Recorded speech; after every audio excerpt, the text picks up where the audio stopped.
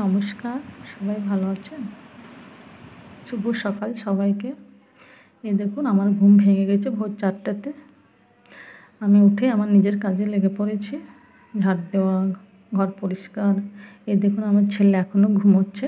ও tuition আছে 7টা থেকে, তাই ও একটু পরে উঠবে। আমার স্কুল থাকে 6:30 থেকে রোজ, তাই আমাকে ভোর 4টার আগে উঠতে হয়। কেননা স্কুল যাওয়ার আগে আমার অনেক কাজ থাকে, ঝাড় দেওয়া, ঘর মোছা, ঘর পরিষ্কার, কাপড় কাচা, স্নান করা, সকালে নাস্তা বানানো, খেতে দেওয়া। এই কাপড়গুলো কাচা হয়ে গেল, চান টান করে পুজোটা হয়ে গেছে, তুলসীতে জল দেওয়া হয়ে গেছে, নাস্তা বানানো হয়ে গেল।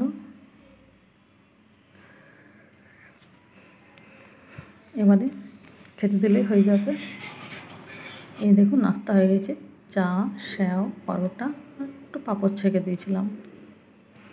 এই দেখুন, খাওয়ার পর আমিও রেডি স্কুলের জন্য।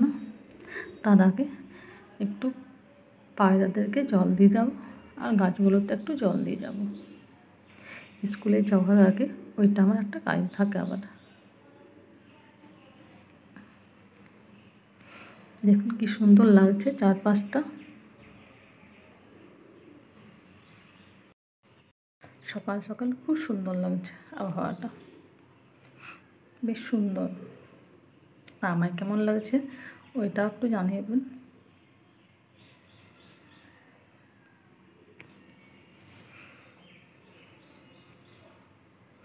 এই দেখুন, রাস্তাটা একদম ফাঁকা, মানুষজন কেউ নেই, একবারই ফাঁকা রাস্তা সকাল সকাল।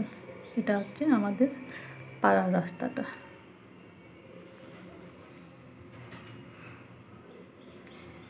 এই দেখুন, বার হয়ে গেলাম স্কুলের জন্য। এই রাস্তাটা অনেকেই চিনেন, যারা আমার ব্লগ দেখেন তারা নিশ্চয়ই রাস্তাটা চেনে থাকবেন। এটা হচ্ছে আমার রোজকার যাওয়া আসার রাস্তা, আমার স্কুলের রাস্তা। এই দেখুন, কাশফুলগুলো কি সুন্দর ফুটেছে। কাশফুলগুলো দেখে মনে হচ্ছে দুর্গাপুজো চলে এসেছে, আর সত্যিও দুর্গাপুজো চলেও এসেছে। কি সুন্দর লাগছে রাস্তাটা, বেশ সুন্দর। দেখুন, স্কুলে পড়তে যাচ্ছি, পড়াশোনা ক্লাসে স্টার্ট হয়ে গেছে। বাড়িও চলে এলাম। বাড়িতে এসে কাপড়গুলো ছাদ থেকে তুলে এনে সব গুছিয়ে রাখছি। আমি যাকে স্কুল থেকে আসি কাপড়গুলো তাকে পাপড় হয়ে যায়।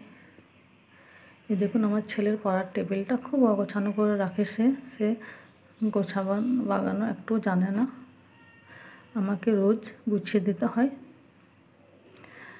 আমি যখন ভোরবেলা উঠি ঘুম থেকে, তখন বিছানাতে আমার ছেলে শুয়ে থাকে, তাই তখন বিছানাটা ঝাড়া হয় না। তাই স্কুল থেকে এসে বিছানাটা একটু ঝেড়ে দিই, কেননা বাসি বিছানায় বাড়িতে রাখতে নেই।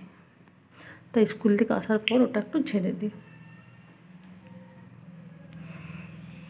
হাউস ওয়াইফদের এত কাজ থাকে সারাদিন।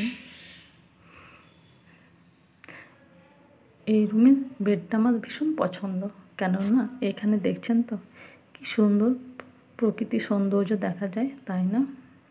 এই দেখুন, আজ আমি কী কী রান্না করেছি সেটাও দেখিয়ে দিলাম। ডাল, ভাত, আলু পটলের তরকারি, আলু ভাজা, একটু আলু মাখা, পোস্ত বড়া। আলু মাখা আমার ভীষণ পছন্দ, তাই আমার থালিতে প্রত্যেক দিন আপনি একটু আলু মাখা দেখতে পাবেন, সাথে লেবু আর লঙ্কা। কেমন হয়েছিল আজকের থালিটা সেটা একটু জানাবেন কমেন্ট করে। খাওয়া কমপ্লিট।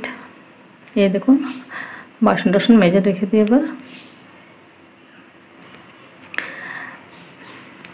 আমার ব্লগ দেখতে কেমন লাগে আপনাদের একটু কমেন্ট করবেন, জানাবেন।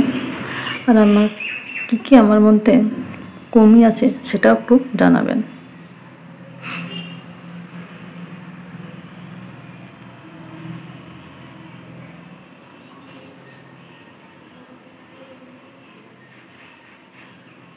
ধন্যবাদ সবাইকে। সবাই ভালো থাকুন, সুস্থ থাকুন।